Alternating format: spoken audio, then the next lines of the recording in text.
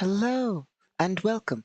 We return once more for Worldbuilding Wednesday, as per usual. So, without much further ado, let us try to ramble a bit less than we usually do and get to world-building. Of course, there will be rambling. There always is, but here we go. Of course, it is the 5th month and the 5th day of the year 7894. So, of course, it's Friday here. But, you know, that's just how it goes. After all, we do operate on different, not only dimensional planes, more than likely, but different time calculation zones and the like. Then again, our entire calendar system is different than yours. Well, similar, but different in ways.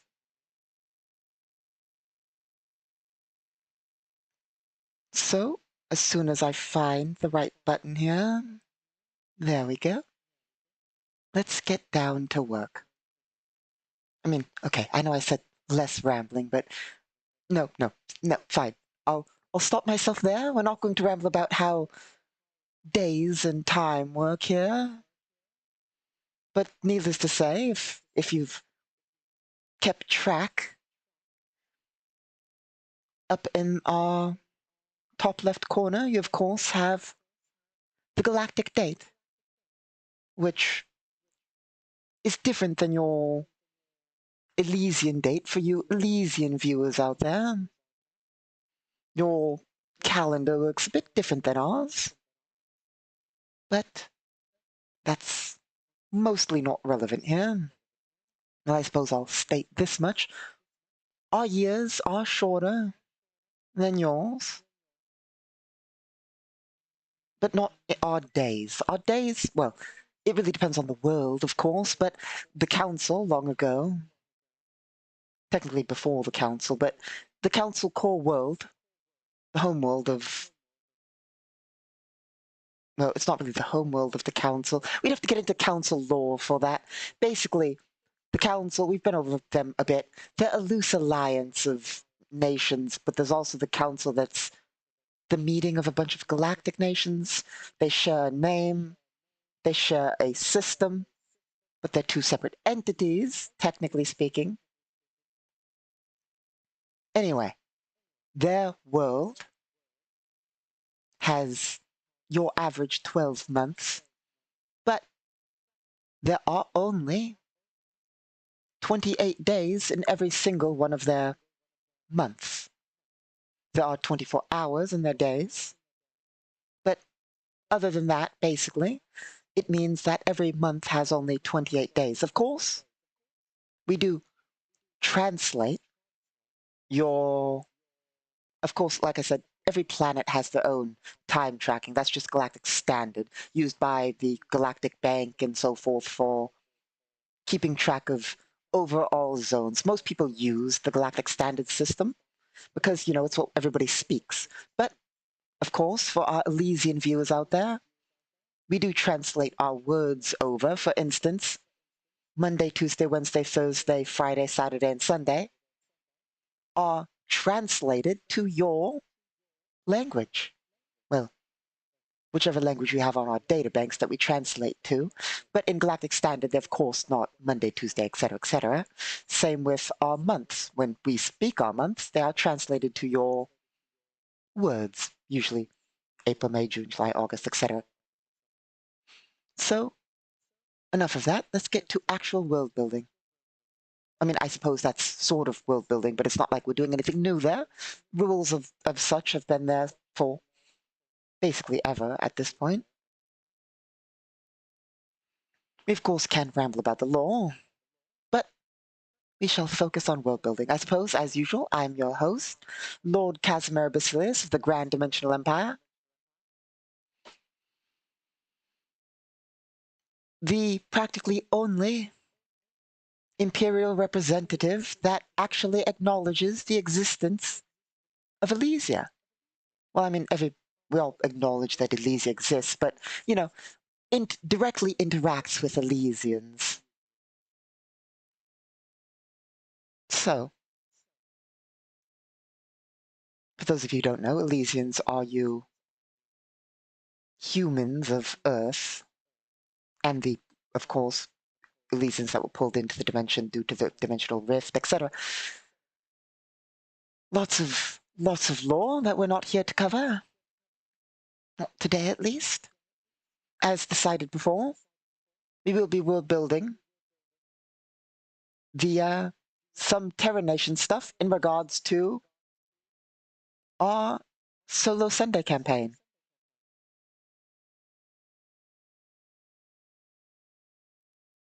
Which, of course, will be this week. I mean, for you, it's obviously on Sunday, more than likely, depending on what time zone you're in and all. But for us, it will likely be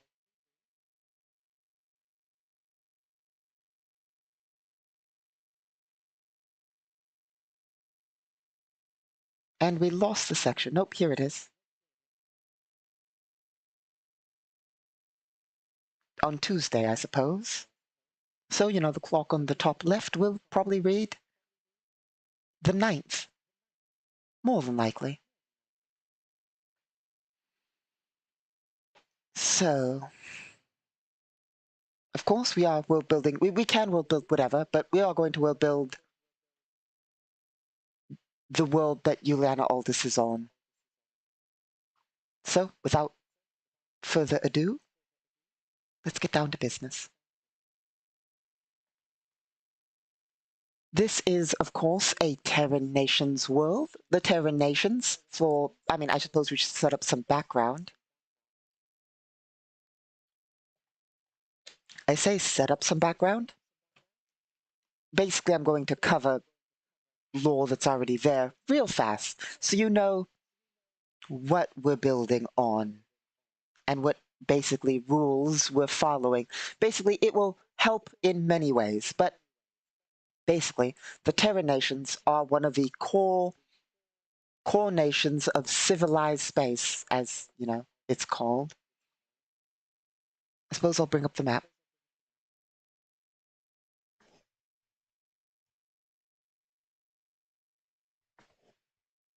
Here we are.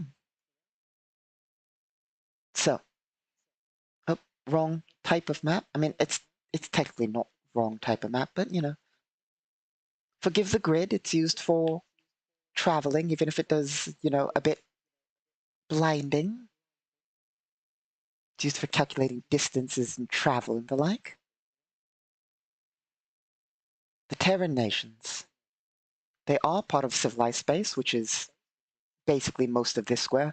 Of course, these are considered the northern nations, and they're technically not called civilized space. They're the northern nations, but anyway. It's not that they're not civilized, but it's long story. So, we are doing stuff that takes place here in the Terran Nations. We are roughly here. The Terran Nations are called the Terran Nations, plural, because they are not unified. I hope this is the right map. It is not.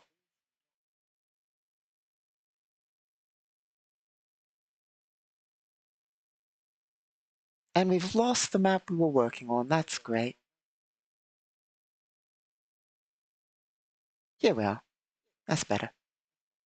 So, the Terran Nations are a semi-collective of loosely unified nations. As in, I suppose it's easy to explain, but I'm at a loss of words here. The Terran Nations are a loosely unified collective that work together on occasion, but are not wholly a single nation. They are multiple nations that loosely work together in certain cases. much like the Council, but far smaller and on a far smaller scale. Of course, the Terra nations have wars amongst each other and so forth. Currently, in the current galactic standing, there are two, three major factions within them.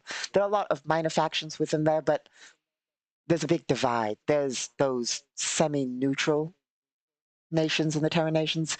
There's those that are for the system's authority and those that are against the system's authority, given the current state of the galactic war.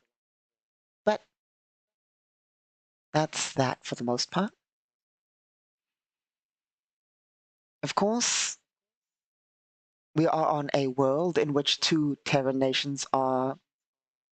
This world's shared by multiple Terran nations. Two of the Terran nations are at war with each other. Yulan Aldous is working for one of them against the other. I won't cover the entire details of why that is. We've been over that before. But I can tell you why the two Terran nations are at war with each other. Territorial disputes. They do share part of a continent and a border. They have a bit of a dispute over territory and cities and so forth. And, well, it spiraled into a little conflict. I say a little conflict, but to be fair, I mean, it's a full-blown war, I suppose, by some people's standards. But of course, as an Imperial Lord with 3 whole star systems, 2 continents going to war, or 2 continental powers going to war, is nothing. Especially when you consider, I mean, of course, as Imperial Lord, with 3 star systems, that seems small scale when you were talking about 3 star systems going to war against other star systems, but in the wider galaxy, entire nations, entire sectors are at war. Let's go back to this map. As shown and mentioned several times, every one of these squares, the white gridded squares, is 150 by 150 light years, also containing about 500 to 1,500 star systems. And as you can see by this collection of systems authority vessels, and the fact that there's systems authority units and non-systems authority units everywhere throughout this entire area, you can pretty much see why 2 continents fighting is barely considered a blip on the radar of warfare. Let alone the Imperial War, where the corrupts and the loyalists are fighting each other, which is taking place throughout most of Imperial territory, which is rather large. Point being, on the scale of warfare, this is a minor skirmish, barely even noticeable.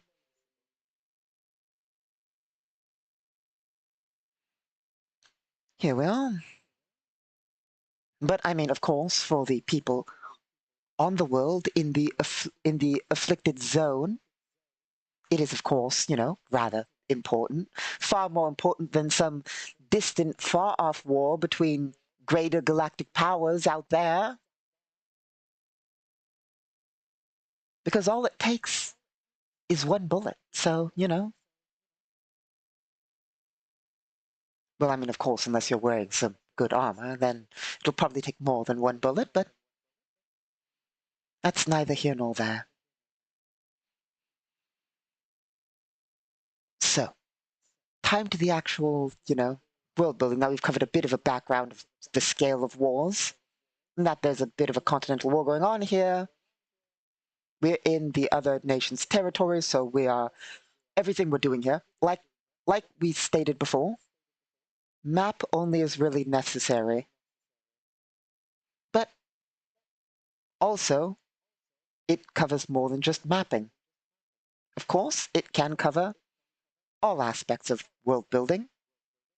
So, We will world build as really necessary. We're not going to go off onto working on stuff in a distant system that's not relevant. But we will focus on this world and anything, relatively important to it. Now, if we can focus on the actual topic at hand, we know that these are Terran nations. They have their own set of things. Let's make some bold decisions and declarations.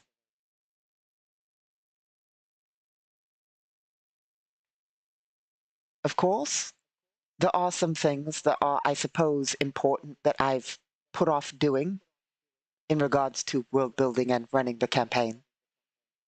More so world building than running the campaign.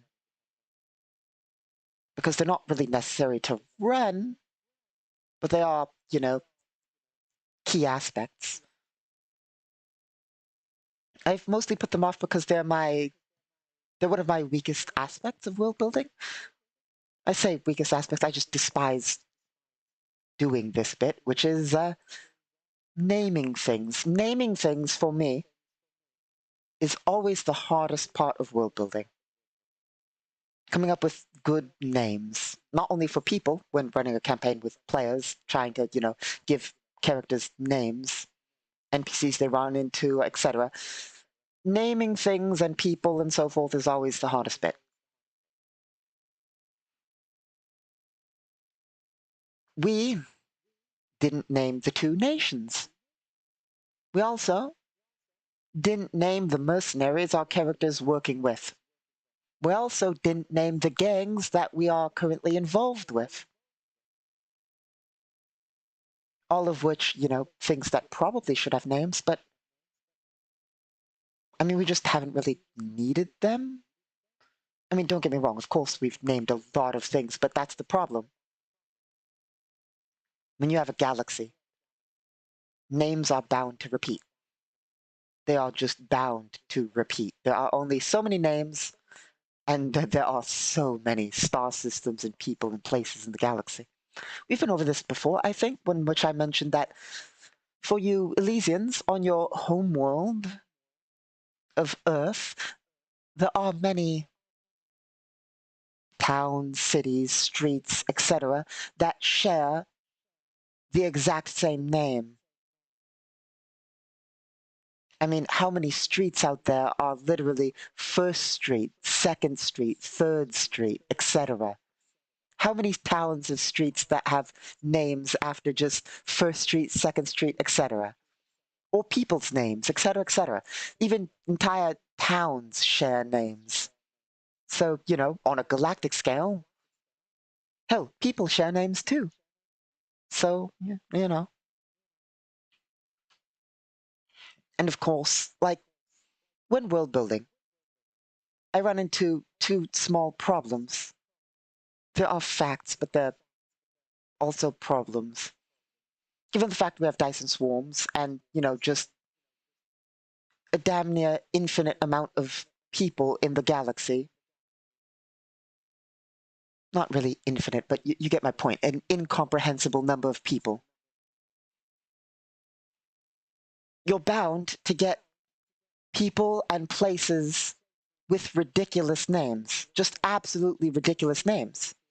It's statistically bound to happen.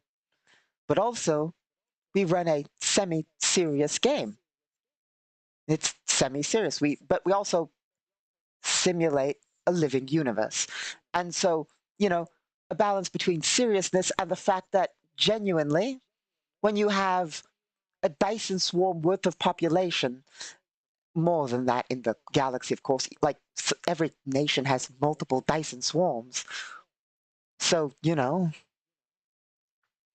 bound to have people and places with just absolutely ridiculous names. Also, just repeating names, which it seems, I don't know, I'm always just conflicted about that. It seems cheap to give things the same name, you know?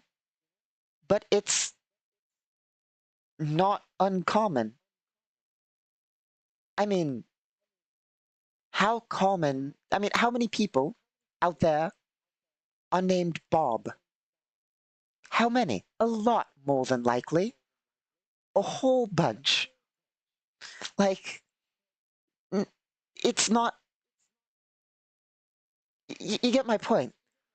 From a creative perspective, you want to name things differently. But in a galaxy where everything's so big, you're bound to get repeating names, let alone so many repeating names if you go with the scale, you know? And then what do? Just make sounds for names?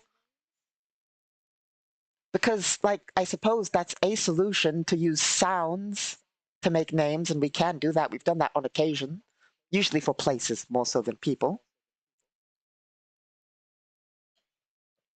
But, like, here's a good example. When making corporations, which we do on occasion, we'll generate corporations in a variety of different campaigns, because, you know, when making corporations, like, immediately, obviously, certain names are so common that they're galactically, they're damn near guaranteed to repeat. But also, from a creative perspective, you don't, like, you know, just everything in being creative about it makes you think, I can't name multiple things the same thing. But, you know, galactically speaking, if you're a company that sells food, you might, of course, you might have if you're a restaurant, you might have the person who founded its name and then, you know, bistro or whatever.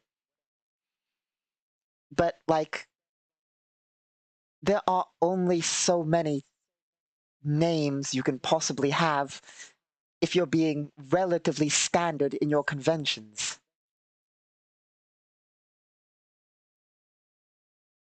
Like, let's go with a shipping company. If you ship between planets in a system, planetary shipping, what? You from there, because of course multiple planets have different corporations that ship between planets in their own star system. So you're limited, aren't you? If you want to include shipping in the name, you're very limited.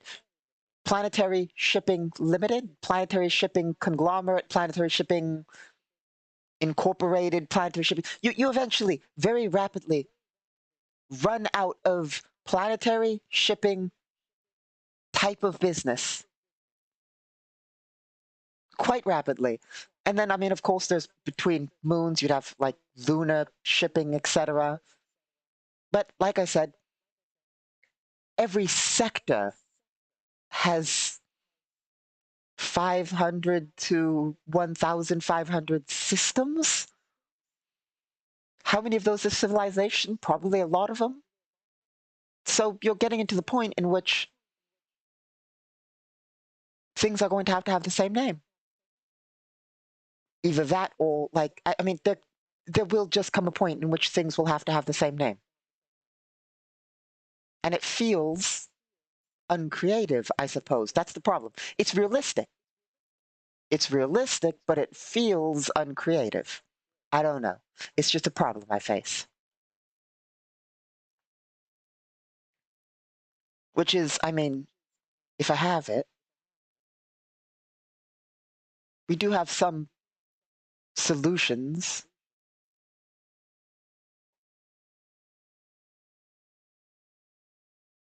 which I suppose we could always generate more, but there's even then there's a limited amount of solution names.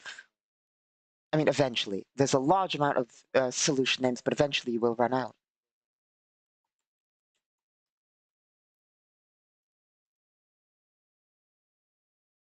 For that, we need to find the right file.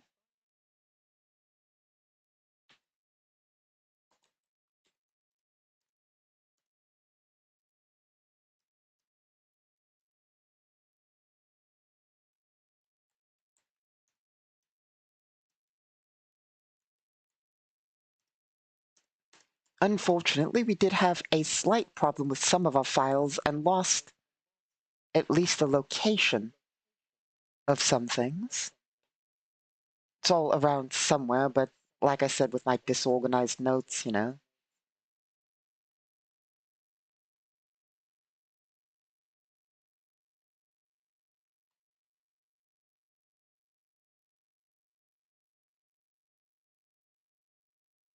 Really, not in this file.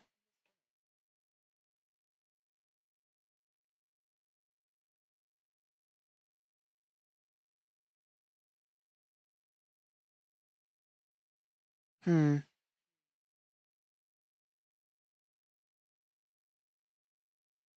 It has to be in this file, then.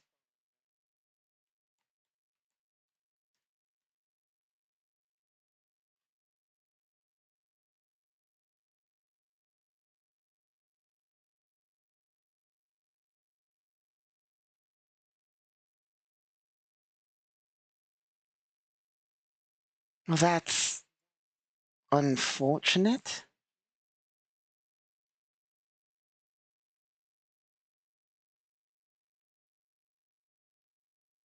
Okay, we'll go to here.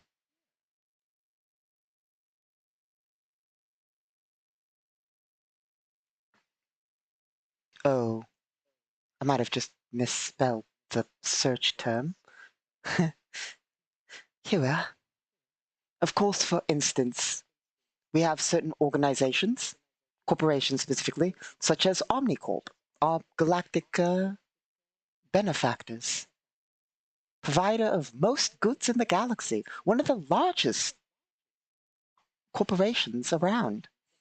Of course, we have Ezract Trade-in Products. I believe they supply, if I remember correctly, most alien goods around. Specifically, they deal with the most variety of alien goods.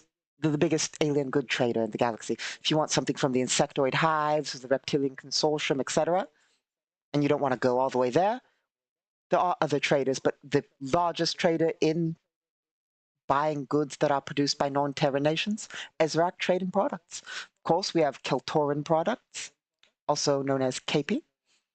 They, of course, provide, they're a Keltoran-based dealer. I'd have to bring up their file to see exactly what they provide. There's Vespe Orbital Works, also known as VOW. They are a ship dealer, usually. I believe they're based out of council. They're based out of a council system near the council capital, I believe, dealing in basically mostly not in the same system as the council capital, same sector, I believe. Mostly in shipbuilding, of course. They do ever build other products, vehicles, and the like. Targets Limited, one of the most famous weapon providers. Not the most famous, of course. Omnicorp, but of course, is tied into the weapons trade themselves with their variety of Omnicorp brand weapons. You can buy anything from Omnicorp, of course. Targets Limited, dealing in their own variety of weapons. But personally, of course, there are Imperial brands, but most Imperial brands are state-run for the most part. But if you want my opinion on weaponry, I'd have to go with point combat templates. Point combat templates, of course, are another arms corporation, sort of. They deal in all sorts of military equipment and so forth. They are a sort of rival with Targets Limited, as is everybody a rival with Omnicorp in whichever their select field is. But Targets Limited and point combat templates often have conflicts with each other over, the arms trade for the most part. Sometimes these conflicts are just, corporate. Sometimes they fall into actual armed conflict with each other. Anyway, I personally prefer point combat templates because point combat templates, modular. Their weaponry and equipment and anything they sell you, heavily modular. They're not only do their modular things they're not limited to point combat templates modules. You can get all sorts. Some corporations who have modular equipment will basically make it so their equipment only works with their own modules, basically, their own add-ons and so forth. But not with point combat templates, which I find, refreshing when it comes to the arms trade, And I mean, literally, like the amount of options you have with point combat templates is just good, great. Like, I mean, sure. To be fair, it's no Omnicorp licensed Council Nitida assault rifle, which is the most common assault rifle left behind from the First Galactic War. But, I mean, of course, they don't have any product that's as memorable as, like, that old Council assault rifle. Of course, the Council have adopted the OAC-85, I think. Let me check. I don't want to get wrong information. What is the weapon that the Council swapped to after that war?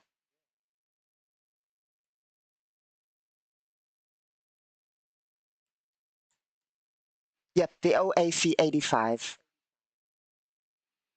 That's the weapon the Council swapped to after the Council Nitida assault rifle.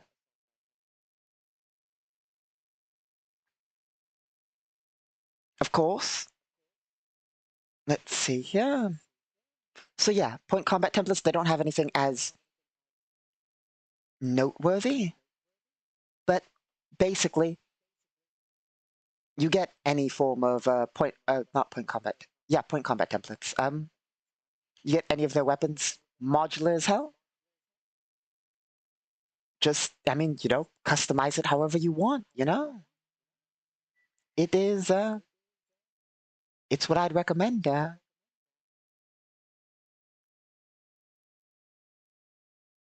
Now, where were we? Of course, there's PFH, products for homes. They, of course, provide all sorts of standard goods, much like Omnicorp. They do, however, provide a few, These are, everything I'm mentioning here are mega corporations. They are not even just like planetary scale mega corporations. All the ones I'm listing here, there are, of course, more than these, but these are the most famous large scale damn near intergalactic, not intergalactic, but they operate basically in all of civilized space for the most part. There's the UEC, United Energy Conglomerate. They provide all sorts of energy-based vehicles. If you have a vehicle that runs on reactors or the like, they also provide building ship-based reactors and the like. And energy weapons. You can get UEC energy weapons. However, they don't focus on... They do have a hand in the weapon trade, but that's not their main dealing. They also provide electricity and power to a variety of people. Actually, I mean, of course...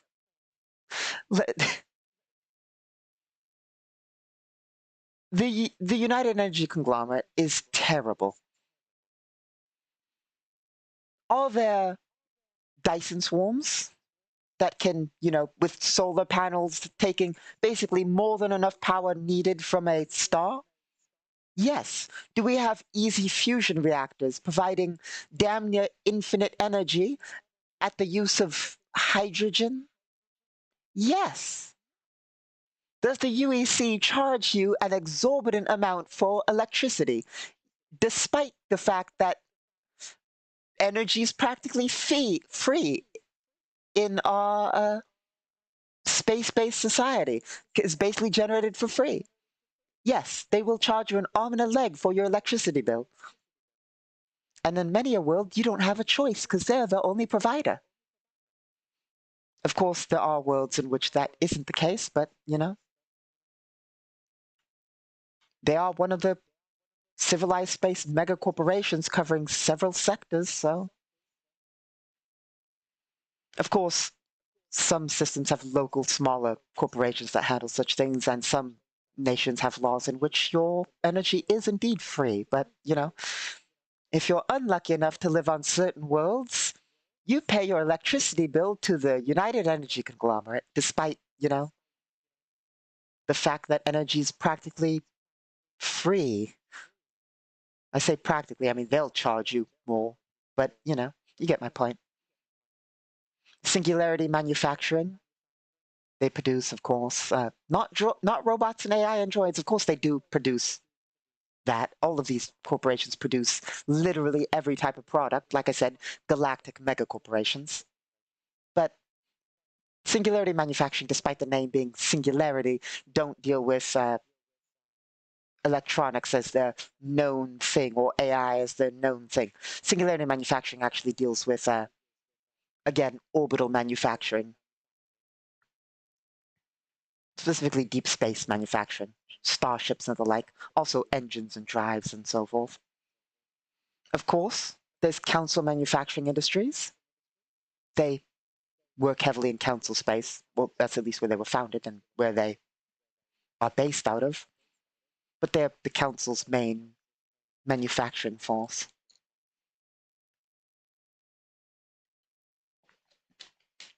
And of course, there's a few others. The SRS, Scientific Revelation Syndicate, etc. Point is, those are some of the, larger galactic names in trade.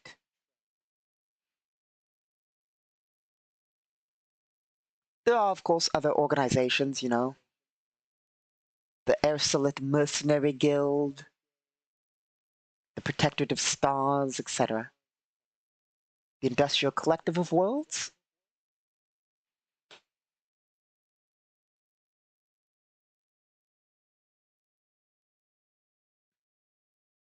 But point being, there are unique corporation names you can get theoretically, but naming things is always, the annoying part of it, for me at least. But I suppose we eventually need to actually name things. There are, of course, a few things we need to cover. There's lots we need to cover. So this lower section of the city is heavily meant for, it's more run down. Specifically this, as we've decided before, long ago, this city, this section of the city is mostly overrun. It's not the nicest part of the city. So there's also transit lanes through this section. Of course, the city does go lower. This is a multi-level city. There's the entire upper section and entire lower section. It's not of course, this planet's not a ecumenopolis or anything, and it's nowhere near being one yet. But it does have, I believe, I forget, I know that the average is 10 billion. So we have an average, by the way. Most worlds that are loosely populated. Of course, there are more heavily dense worlds and so forth. Hell, there are Dyson swarms and also and ecumenopolises and all sorts. But the majority of worlds you'll find out there are lightly populated, with populations of around 10 billion to 20 billion. Of course, there are worlds with more, there are more industrialized worlds, less industrialized worlds, etc., etc.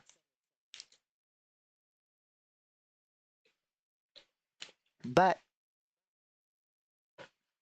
most worlds that are loosely populated are either around 10 to 20 billion or some are lower, but that's roughly where you'll find them around. Of course, there are far more heavily dense worlds.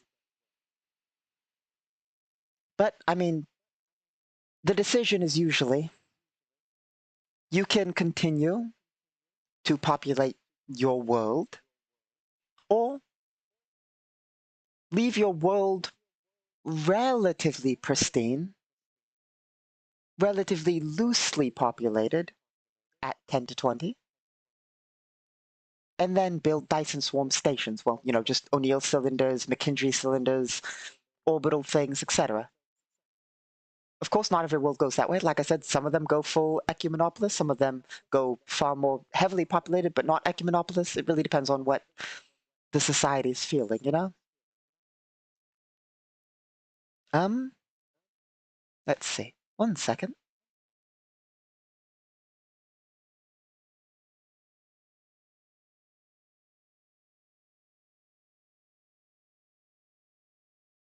So, let's make sure things are still working.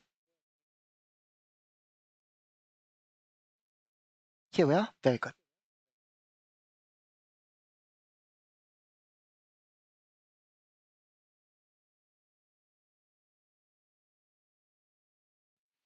Basically, from there, I mean, let's see. Of course, this world is, I believe, around 20 billion, I believe. I think it might be around, I know it's one of the loosely populated worlds. Of course, there are worlds with less. Personally, that's one of my problems with many a sci-fi setting.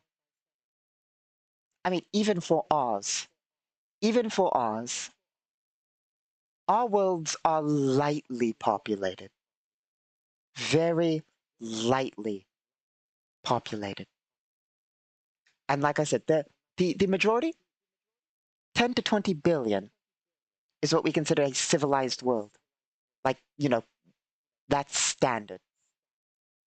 We also consider that on the light end. That for us, we say standard, but that is like, when I say standard, I mean that's the light worlds. The majority of worlds you visit will have like 10 to 20 billion people. That's light. Of course, like I said, there are worlds with as low as like 10 people. They're out there. But many a sci-fi setting is like, hey, the world has like 1 million people on it. And it's been colonized 1,000 years ago. Like, what? Are you absolutely insane scale-wise as a sci-fi writer? I, generally, population is usually, like, if we're talking sci-fi scale, we've been over Dyson swarms. Population can be vast, and many sci-fi settings are like, this is colonized. There's like 20 people on it. I mean, that's a bit uncharitable. Generally, I've seen sci-fi settings, the majority of them that I've seen have their higher end populations as a few million, as the higher end populations. Of course, I have seen outliers. There are certain settings out there where their higher end populations are a few billion, but always less than Earth. Almost always less than 7 billion. Like, we're talking a lot I've seen with higher end in the billions, like, 3 billion is their high end world. It's like, what? What are you on? That's not how this works. I mean, if you want it to be that way in your setting, sure. But if we're talking like the way populations work and access to a world's worth of space and resources, unless you have some sort of disease that basically makes it so people don't reproduce, or some form of governmental limitation, If you have a world worth of resources and a population on it that has colonized it quite rapidly, if you have the technology to colonize a world, your population is likely going to immediately skyrocket. More than likely. There are certain factors that affect population growth and the like, to be fair. There are certain factors that affect it and all that. But if you have a world full of resources,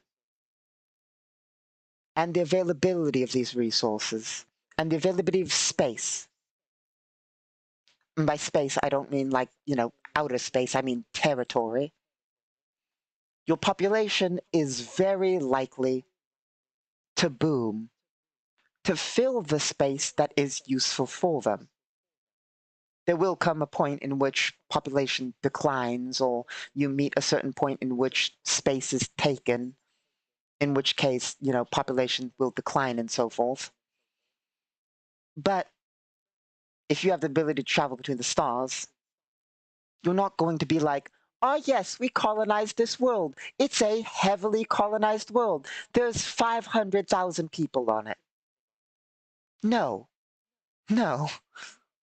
You're probably going to immediately, not immediately, but, over the course of years, but you're going to immediately boost your population. I mean, if we're talking about you Elysians and your old Earth, look at the population boom around the Industrial Revolution. Industry immediately led to a large boom in population. Like, what was it? Like, I forget the numbers, but like Elysia went from like, what, 1-2 billion to 7 billion in the course of real rapid. Like, if the entire planet's with the resources, your population is going to boom. So, like, that's just a complaint I have about a lot of sci-fi settings where they're like, wow, an colonized world, we've had it for many years at this point. It has, like, a few 100,000 people, or at most 1 billion people. That's a lot. No, it's not. But also, I mean, once more getting into actual, like, population scaling for access to worlds, you could have 10 to 20 billion people on your old Elysian Earth. Now, just because the planet's not ideal for Elysian life doesn't mean you can't have habitats.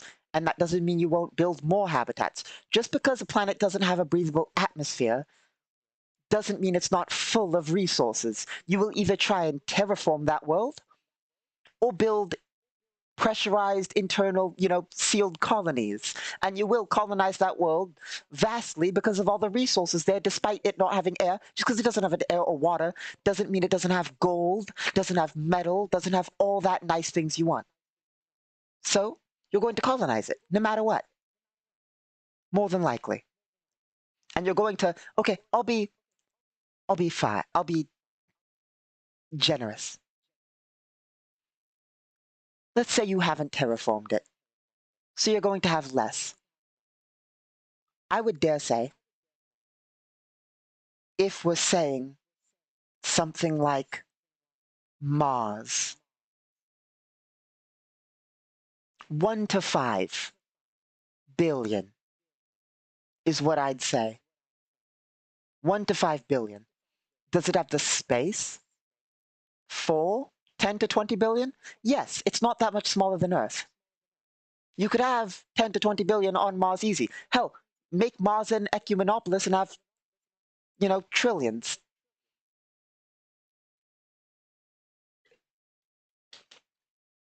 But I'm talking small scale. These, for me, is small scale. You could have 1 to 5 billion on Mars, and I would consider that lightly populated, small scale. That for me is the lowest reasonable average. Like genuinely, the lowest reasonable average for me for a world like Mars without terraforming. Without terraforming, I'm talking dome colonies and internal stuff. 1 to 5 billion. That is the least reasonable. That's the minimum reasonable amount I'd say for a world like Mars. Of course, for smaller moons, I'd say a billion. You know, a billion. Titan, a billion, 2 billion, 3 billion maybe. Titan does have a bunch of interesting features on it and so forth. Hell, an asteroid likely can have millions, at least hundreds of thousands for an asteroid, depending on the scale of the asteroid, of course. But when we're talking like 1 kilometer asteroids, we're talking cities. We're talking cities worth of populations, you know? Millions. Of course, you likely aren't going to be on the surface of the. I mean, you could if you're doing pure surface and maybe some internal stuff. We're talking less. If you're just going to hollow out the asteroid and put a spinning O'Neill cylinder in there, then we're talking a larger population, of course. Well, debatably, it really depends on how you go about it. But point is, you know, vast populations in space. Like I said, I consider 10 to 20 light population, like the least reasonable. But of course, like I said, there are worlds out there that people have not even set foot on in our galaxy of Galactic Requiem, of course. So, you know, there are colonies with 1,000 people on them, you know, or less or more. They're out there. But if we're talking a place that's been civilized for a long while, you're likely going to have a lot more people on it.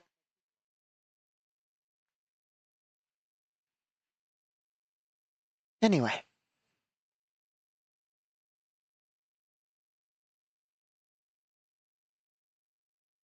Um, but yeah, I mean, that also falls into the fact that in many a scale, like I always say, like a single ecumenopolis, world city for those of you who don't know, a single ecumenopolis, basically, if you actually math it out, let's see, let me bring up the file.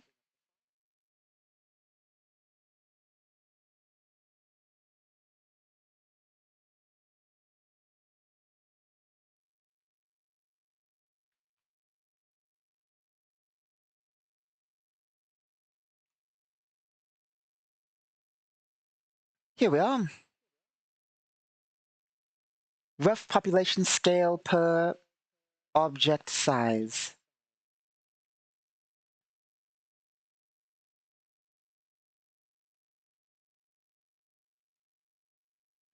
An ecumenopolis could have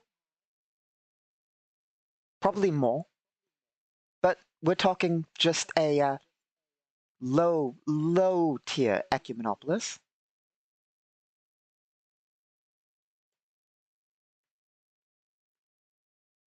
A trillion people. Yeah. A trillion to 10 trillion. The problem with an ecumenopolis, technically, if you want to be technical, you can technically just keep building upward or downward, and depending on what technologies you have, make layers. There's all sorts of megastructures you can build. Build some orbital rings, I don't know, neat stuff. But basically, the limit generally for such things is your cooling power. The problem with an ecumenopolis is you're on a planet, and you have a lot of people in a small space, which people give off heat. And using electricity gives off heat. Everything gives off heat, following thermodynamics and so forth. The problem you face is cooling, and that is what limits your population for the most part. But basically, you know, we're talking 1 billion, 1 trillion, sorry, I believe that was a trillion. Yeah, you're talking a trillion, 10 trillion, something like that people or more. So, like most sci-fis where it's like, ah, yes, this nation, this galactic power of 1,000 worlds, and all these worlds have like what? Like I said, a lot of these settings have like all the other worlds have at most, like I said, in the larger ones I've seen, 3 million people on the most highly, 3 billion, sorry, on the most highly populated worlds. Let's do some math on that. Let's be generous. Let's say their capital world has 50 billion. So we'll even be generous and say that their most civilized worlds have 5 billion, even though usually, like I said, usually a lot of settings, largest I've seen, and it's not like every world that the largest was. I mean, like some of them are talking about the largest world I've seen, 3 billion. We'll be generous, round it to 5.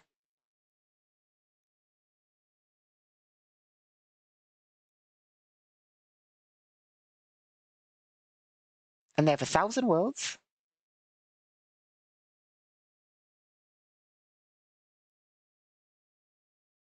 And the capital is 50 billion. So what, 5 trillion? 5 trillion, 50 billion. That's what we've arose at. That's what we've gotten to. This normal sci-fi empire that controls 1,000 worlds, following the normal statistics I see in a lot of sci-fi settings. 1,000 worlds.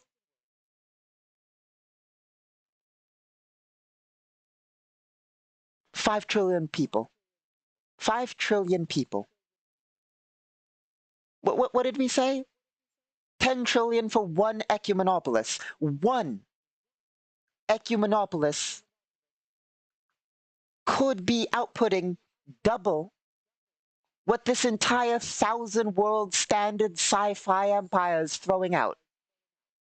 They're like, they're throwing out double. One world, not one system, one world, throwing out double what this entire 1,000 like world nations throwing out. Like, you see my point? The scale's off when you consider what a population can be on a world. So,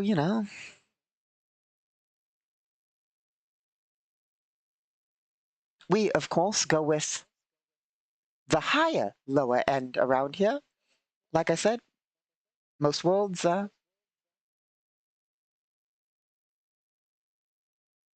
to 10 to 20 billion.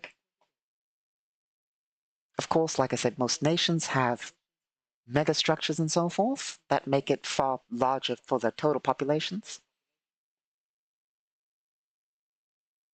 Anyway, that's a bit off topic, but at least it's world building. At least it's world building. So let's see. I suppose let's get some preparations for our next match done. We've rambled more than enough.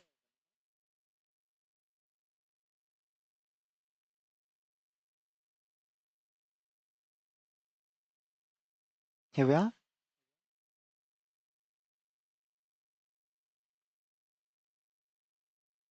We'll go to Juliana Aldis's sheet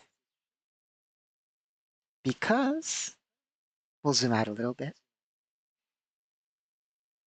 Right under her sheet should be the bot chart.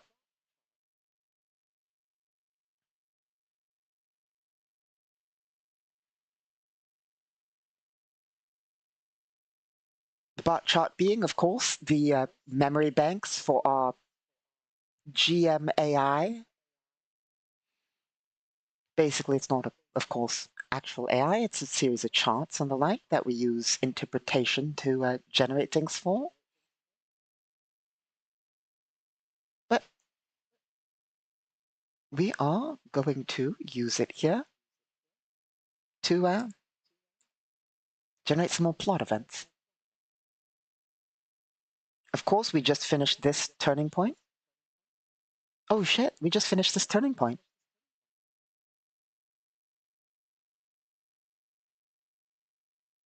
Juliana Aldis gets 1 favor.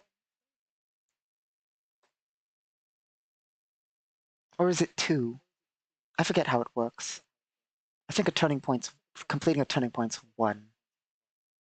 So 1 favor. Of course, can generate more turning points for more plot-based events and the like. Of course, we don't have to.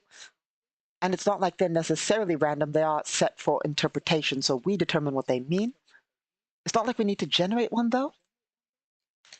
Because, are we focusing on a plot point? Yes. Juliana Aldis, her plan, when we last left off, was to head out into basically the city. She was going to go and ask around at the near the abandoned zoo to see if anybody has any information about what happened. So we could generate plot points for that or not. We'll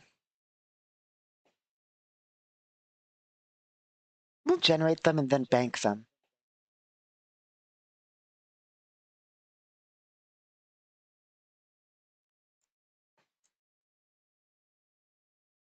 Not a new plot line.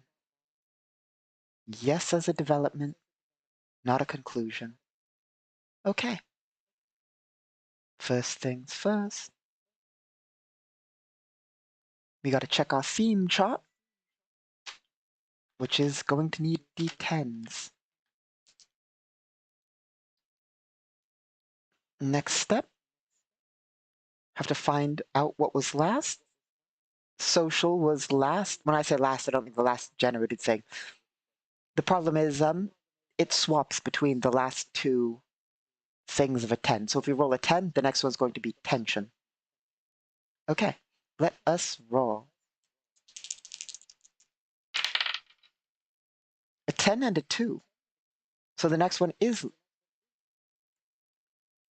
Good thing we checked. And a 2 is going to be... mystery, which fits. Next, 5 and a 3.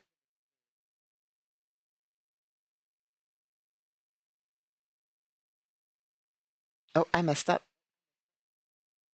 A 2 is action.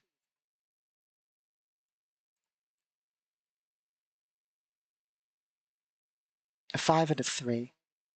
A 5 is mystery.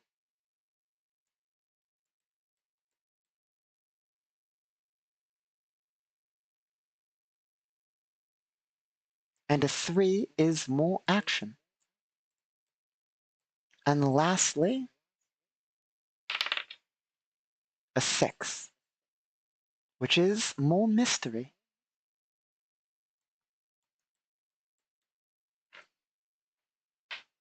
Okay, next step, we generate the plot points.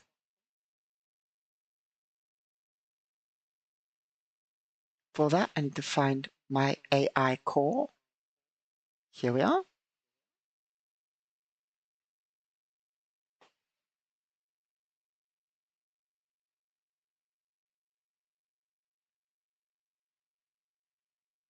Okay. Now, let's see what we get. First, we're rolling on tension.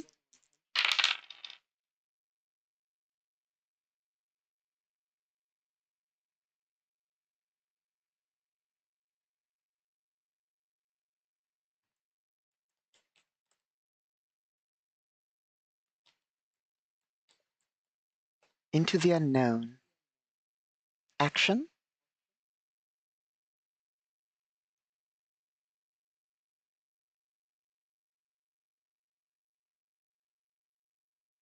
I'm going to do this in a slightly different way. So I don't have to click in between. I'll note them in a different sheet, which will make it a little bit easier, and then I'll transfer them.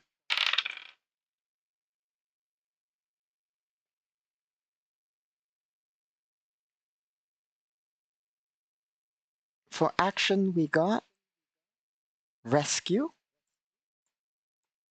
which fits heavily to our goals.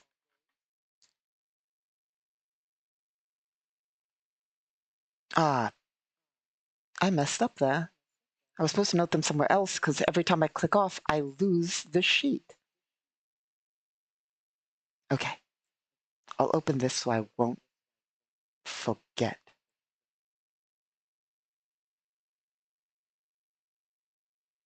Mystery, action, mystery.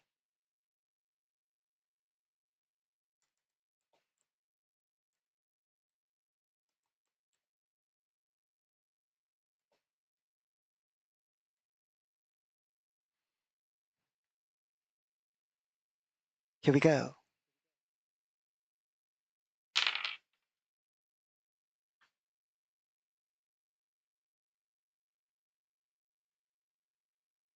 Ooh, special.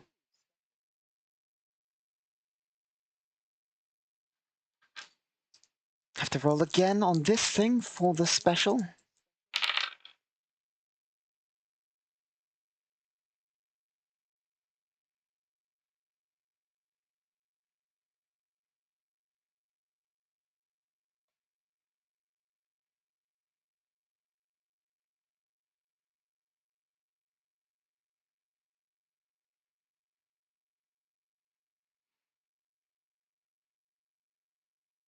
Character returns.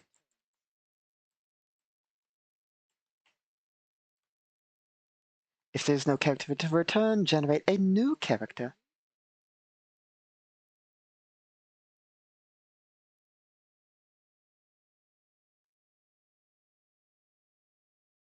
Okay, next is the action.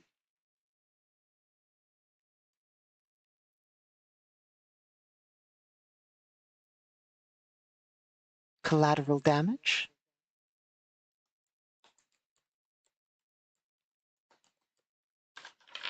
And the final mystery.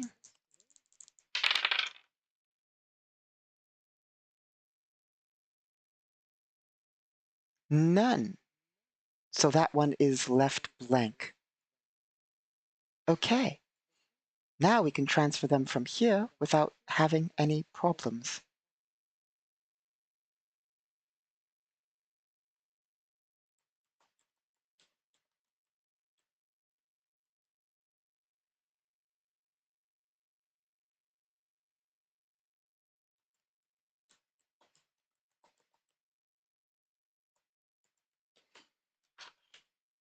There we are.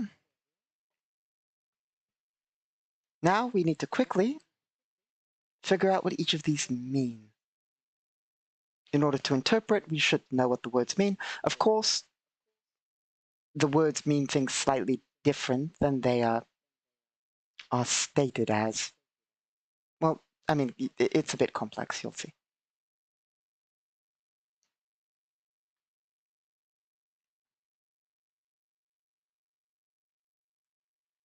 So into the unknown, characters enter a situation with unknown factors. To know the unknown, you have to commit to it.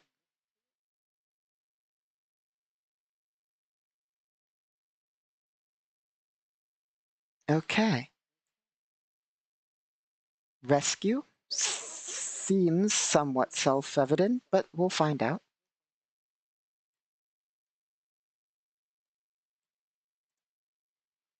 A character needs to be rescued.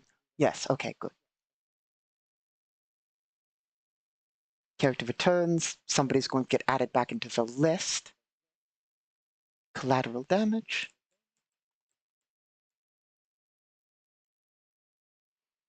Whatever's going on at this turning point, the activity will spill over from the focus of that activity to things around it. So, as expected.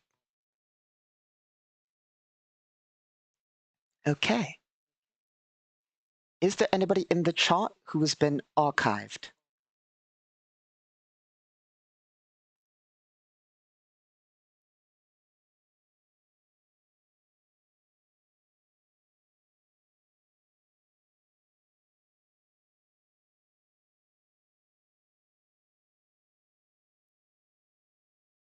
No, we don't have any archived people, it looks like.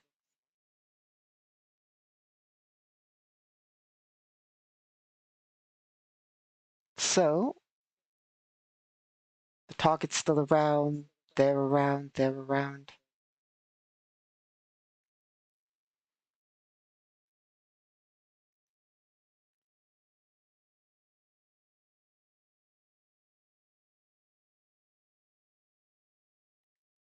Okay, since there are no archives, we either need to generate new or figure out a group that was there before. For instance, like, theoretically, the other mercenaries we worked with, or the more so military group, could get involved again, because they're technically characters.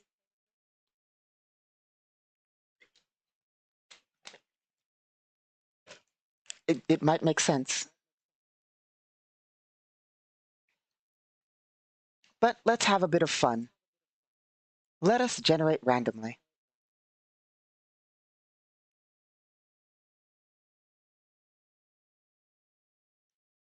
For that, let's bring back up our AI call.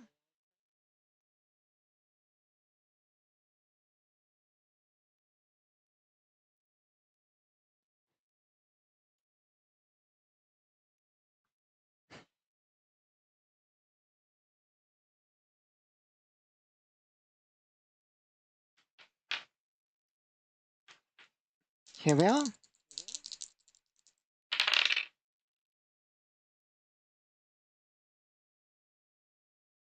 The character assists in resolving the plot line. The character is someone who can help resolve the current plot line in some way.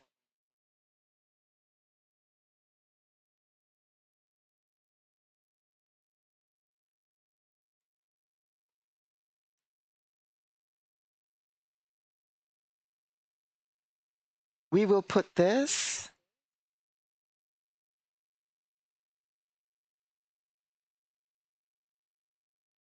here.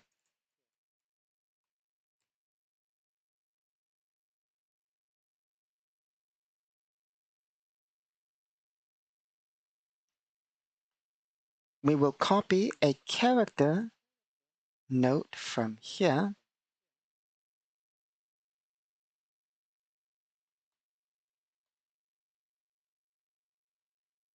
We will, of course, reintegrate it, but I just want to work on it over here, as it makes things a little bit simpler.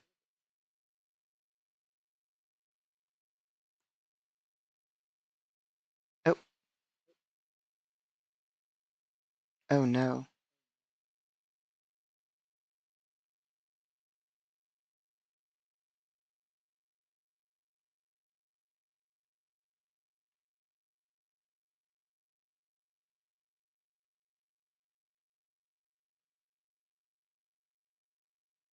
Hmm.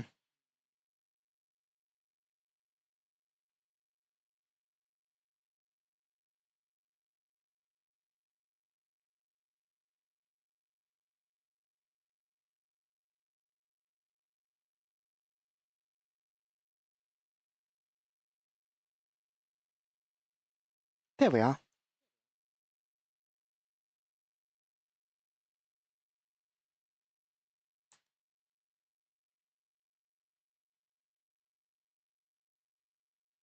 Huh? That's not ideal. There.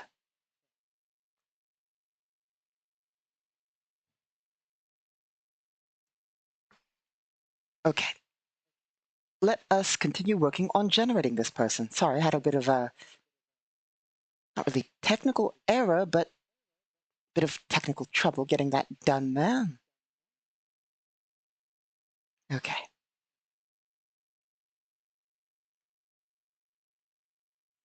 Let's go to the proper NPC generation chart.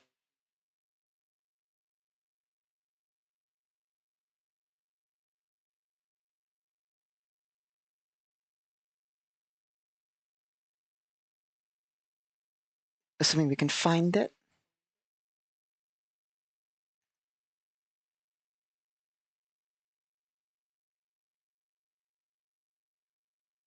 One more second. Here we are. Who is this character?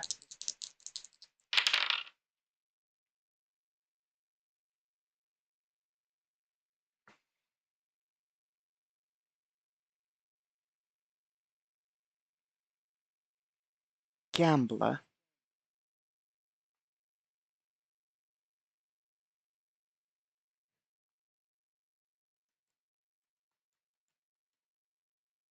There is a gambler who can help us resolve the plot.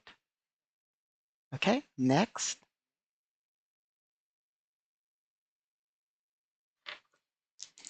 This person needs a descriptor. Oh. Roll for 2 descriptors. Okay.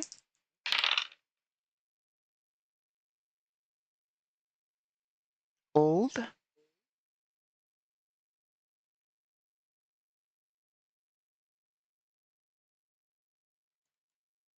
And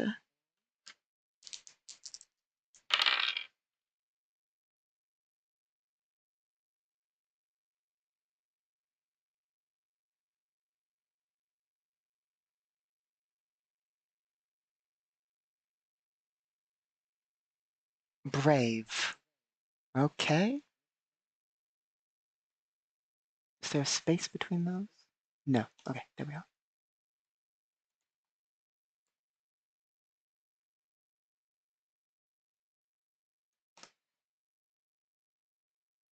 Here we go. Next step.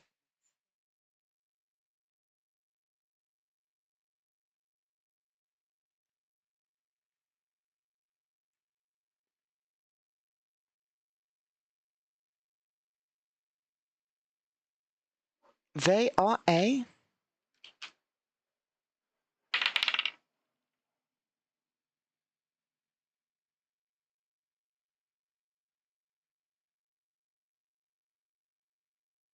mediator.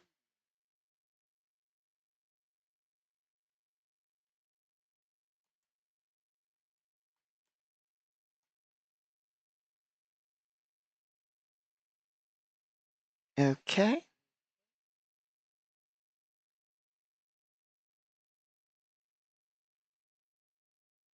Their primary attribute is going to be... Oh, that die did not work. It landed strange. Here we are. Mind.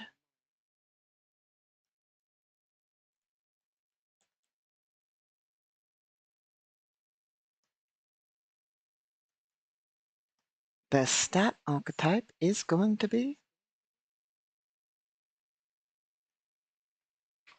Need a different type of die.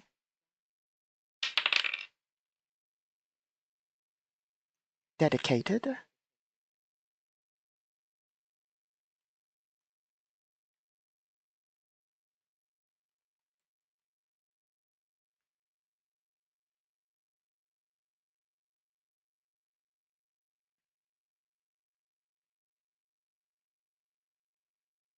Okay, that is everything we require.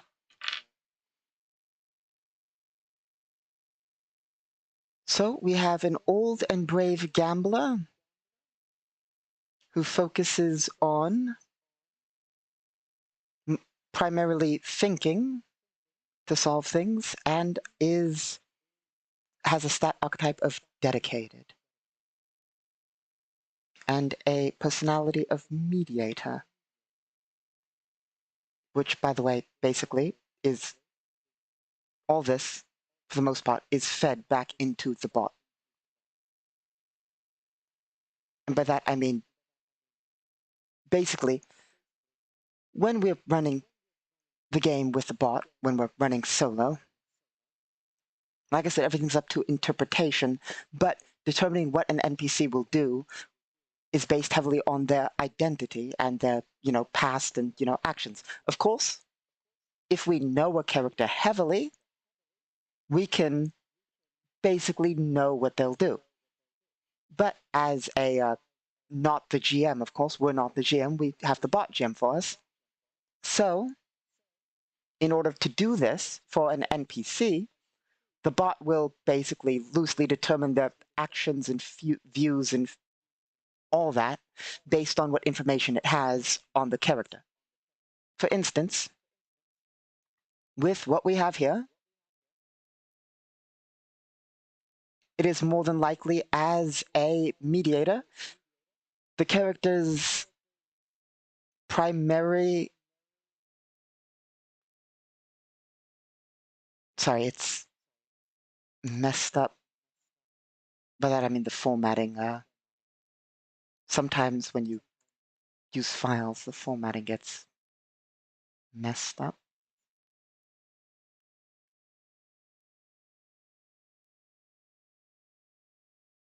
Oh, sorry. Once again, fighting a file.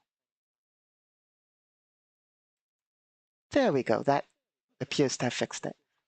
So basically, as a mediator, as the primary personality, when they are forced with actions, the bot will basically take into account that the first thing they will do when solving a situation is going to be likely they will attempt to discuss the situation and think about the situation. They will try to avoid acting on the situation. It's not that they won't act on a situation, but basically their primary goal to solving things is to discuss it and think about it as opposed to immediately act. They will act, but they'll try and avoid acting. They'll try and avoid doing something about it before discussing or thinking about it. They will avoid conflict, try and relax and so forth. Their first goal when dealing with somebody is going to be to try and convince somebody of their point of view.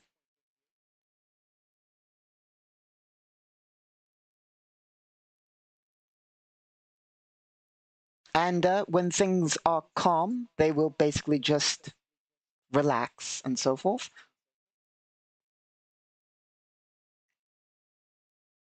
If they are pressured, what would happen? If they're pressured, they change to a different archetype, which means they will be more likely to feel the situation and then discuss the situation as opposed to discuss and think about the situation. They'll see how the situation makes them feel and act on that instead, etc. Basically, there's this big chart that's used for important NPCs to determine the actions they'll take based on their archetype and their statuses. And then each one of these is modified when using NPC actions by the bot.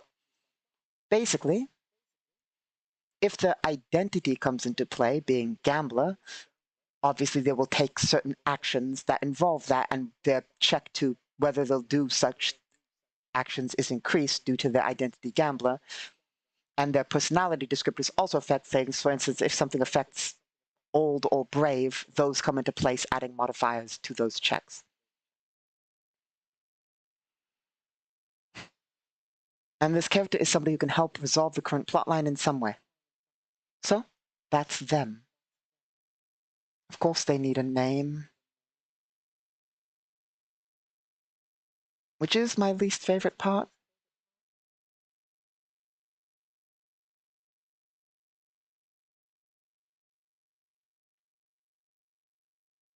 Let's see if I can't find it.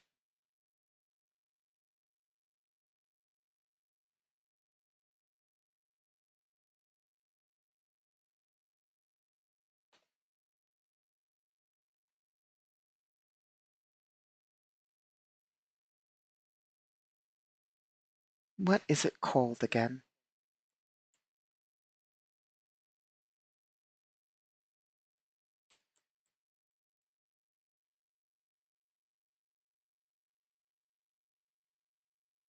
Here we are.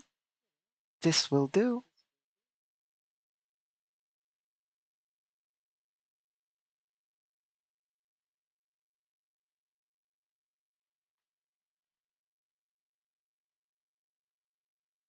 Nope, wrong section.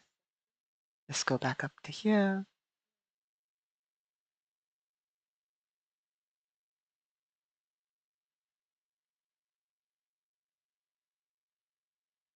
Here we are.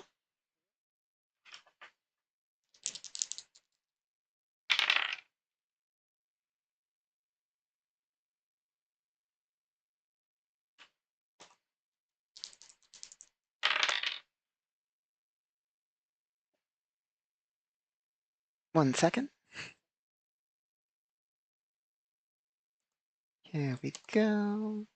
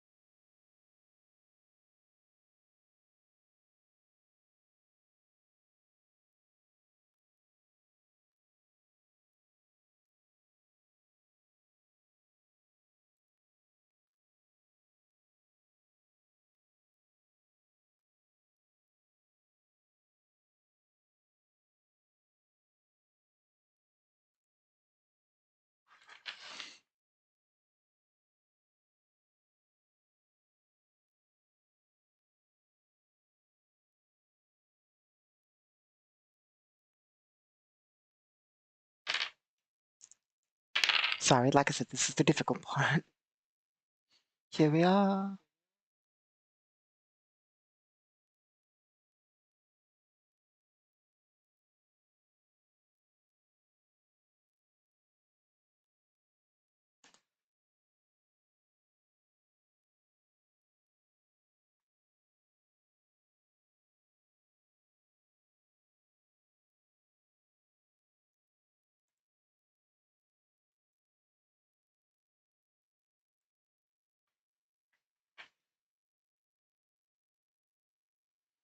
Istor Delta, I suppose, will do as their name.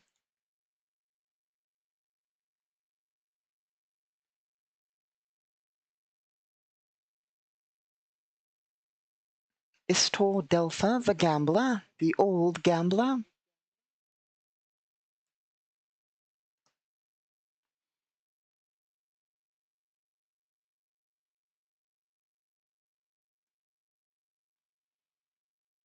There we go, that'll have to do. As the person who's apparently going to help us resolve the plot line in some way.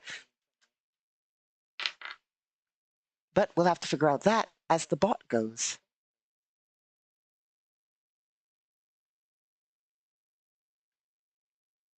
So that should give us some setup for our next session.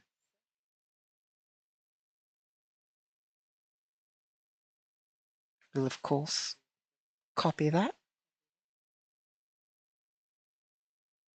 Head up to characters, because they are to be added to the chart. And we will also note in the plot line that the character that returns and or is new and generated is Istor Delta.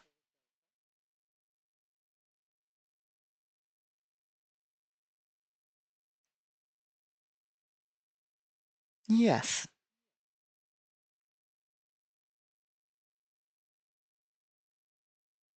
We don't know who's being rescued. Well, we know who's being rescued. I say we don't know who's being rescued. We have a big assumption.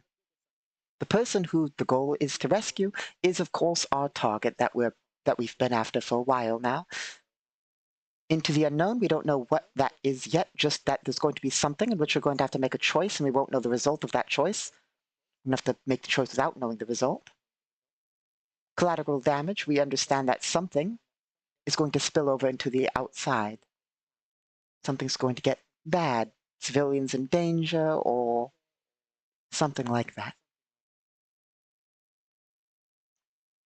So we have some idea of where the plot might go, and we'll see how that all works out. Let's see.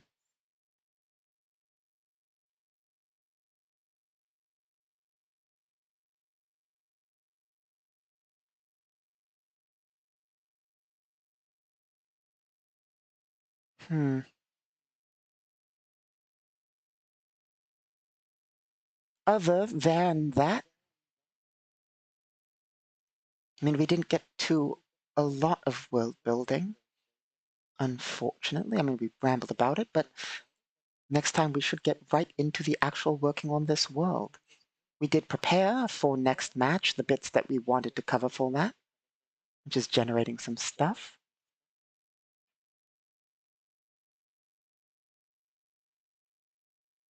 This is the wrong one. It's a related map. This is the above ground of where we are now. Of course, at small scale. Here's the underground of where we are at full scale. Here's the overview. This is an R sector, so it's named poorly. We should probably rename that. R sector is literally the one here, right next to it. But this is where we will likely be going next session, around here, to try and figure out who knows what happened, and try and hope that the gang does not remember us, and try and kill us. I suppose the next question is, do we want to bring our mercenaries with us? And by that I mean the mercenaries we work with. Because some of them were slightly injured, but not enough that it's too big of a problem. Do we want to draw that much attention by having multiple mercenaries in the area? Are we confident that our character could do it alone?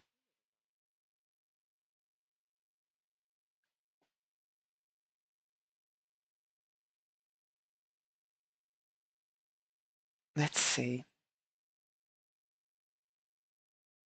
Not really.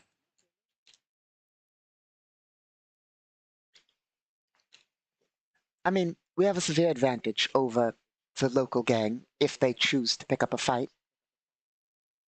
And I don't mean our ability to hack or, I mean, that would be a slight advantage. I mean, they might be better than us at that. And not our ability to cast. They might be better at us. I mean, they won't be better than us at that, but it won't be a game changer per se, given that Julian Aldous is a shit tier caster. Our benefit lay in one thing.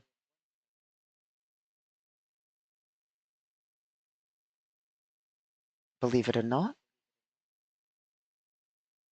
Two things. The fact that we have an automatic laser rifle. They might have automatic weapons, but we got armor-piercing ammo. Meaning if there's anything heavy, it's going to be in trouble. And B, we got, I believe, heavy combat armor. Yep. Heavy combat armor means that, well, small arms fire won't be that big of a problem. There is like, by the way, heavy combat armor is, if for those of you who don't know, is, well, in this case, a fully sealed suit of armor. For instance, think pretty much any sci-fi with a fully sealed set of armor, except heavy combat armor is, you know, solid metal plate generally rated to stop several assault rifle hits. I mean, if it gets hit automatic by assault rifle, you're going to take damage. I mean, it's It's just basically rated to take assault rifle damage and lessen it severely. So, being able to take assault rifle hits, Juliana Aldous has an advantage there over the gangs, which likely don't have anywhere near as good armor. Medium combat armor, not as good. We have some, but we're probably going to wear our heavy combat armor to the zone. I mean, it doesn't mean we're invincible in any way, shape, or form. Burst fire will get through it. And even like on standard, there is a little bit less than half the time assault rifle rounds will get through and eventually do damage. Like it's not like we're invincible just because it's rated that way. It will deteriorate, rounds will get through. It's not ideal. But I am confident, say, you had 3 gangers with assault rifles and Juliana Aldous with her heavy combat armor and assault rifle. Even if they go first, I'm confident Juliana Aldous could take 3 gang members in a fight. 3 assault rifle attacks, technically 4. Even if they got through, unless they rolled maximum damage, what are you looking at? Like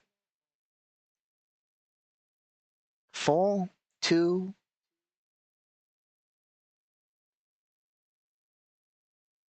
I'm curious now.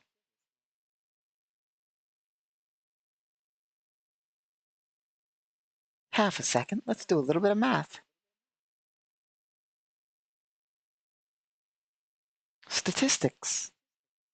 Let's see.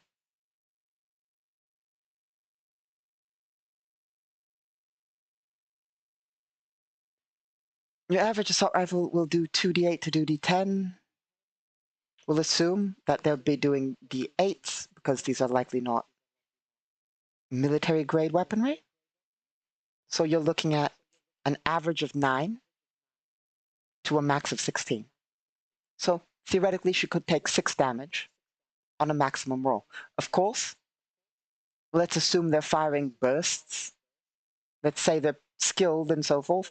You're looking at an average of 14 and a max of 21. So if they start firing automatic, you and all this could be in trouble. And if she would get to make armor saves, see if the armor hits, armor can take it, in which case the armor will deteriorate. But still, I'm confident that as long as there's not a lot of enemy forces, I mean, of course, going with allies is better. And of course, we're not going to stand there and take assault rifle fire, take cover, return fire, try and take them out, So, I mean, the game is deadly. We don't want to take any risks, We'll see how it goes. Anyway.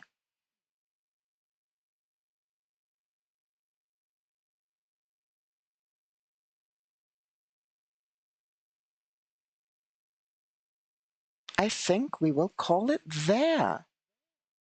We've prepared for next match. There was nothing we wished to purchase. There were ideas of things we wanted to buy, but nothing we're going to get this time. We'll go to the zone, look for the target, hope to find some information, see where the plot points take us. And then next Worldbuilding Wednesday, we'll try and actually focus on some world building. Okay.